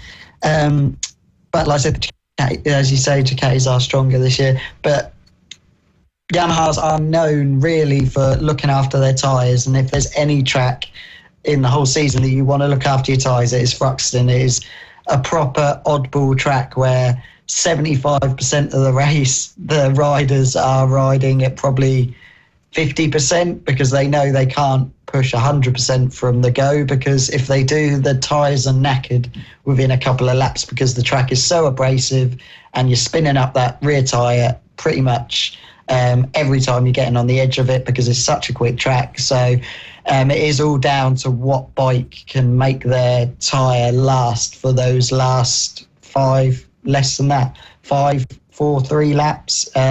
So it's definitely going to be a Yamaha day. I've got a feeling because of his experience on the Yamaha, I've got a feeling it's going to be Jason O'Halloran that is going to be taking majority of the wins. But any of those Yamaha boys, I think, could be up the front, and we're not taking it away from any of the others.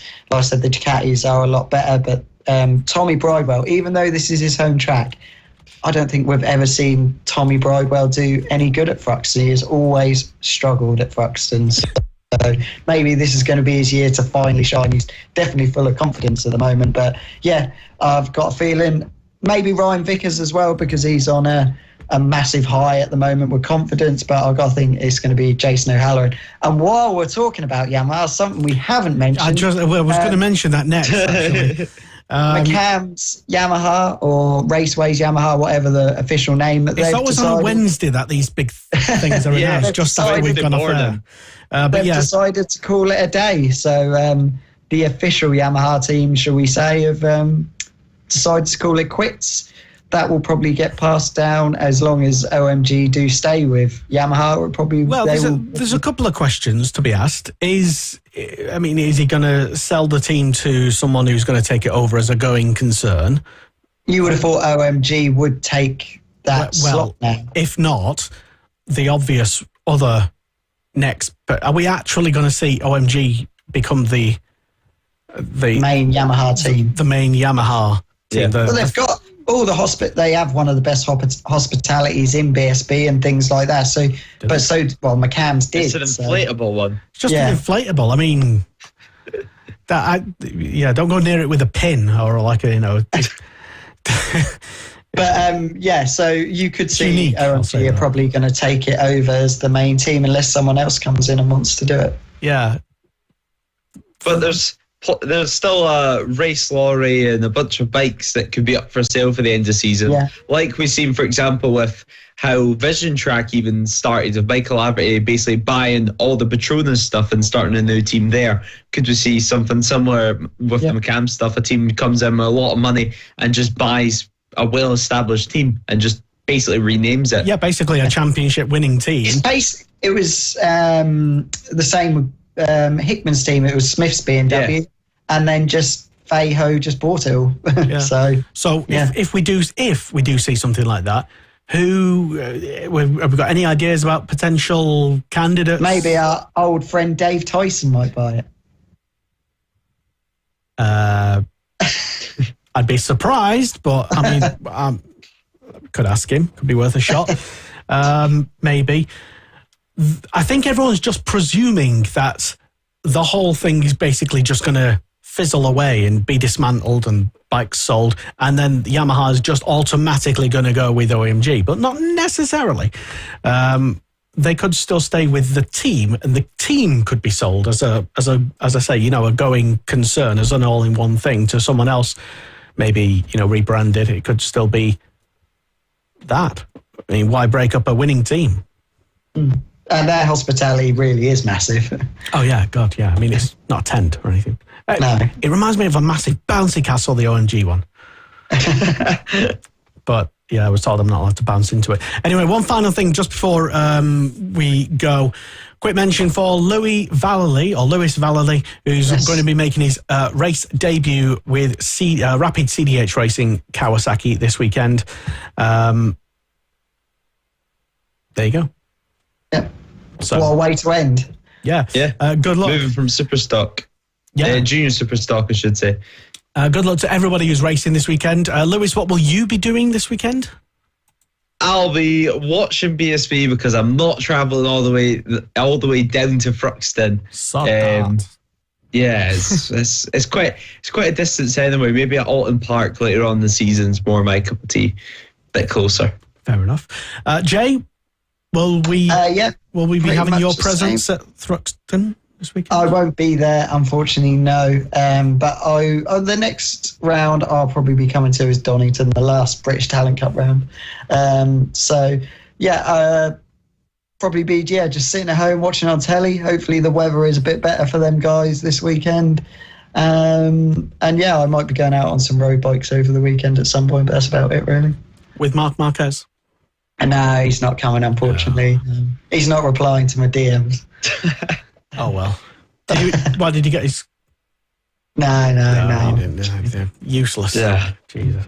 Anyway. He found out what pasta you liked. That's the one thing everyone wants to know. Yeah, that'll be... the tricolour pasta is what Marcus is into. First, for all your hot breaking news here on Motorsport Radio. And don't let it be said that we're not full of sharp journalistic integrity. He hasn't been to see the new Barbie film yet. Oh, he hasn't? No, he hasn't yet. I think he's lying. Yeah, he has to be.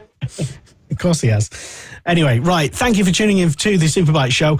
Let us know if you've just downloaded it as a podcast. Oh, and also check out Motorsport Radio breakfast show, streaming every Monday to Friday, 6 a.m. till 9 a.m. on your phone, on the all the devices, and squirt it in your iPhone thing, and take it with you wherever you're heading to. A racetrack this weekend. So, on your way to Thruxton, check it out.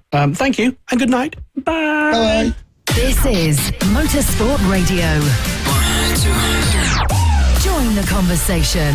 Contact the show on Twitter, on Facebook, and on our website, Motorsport Radio.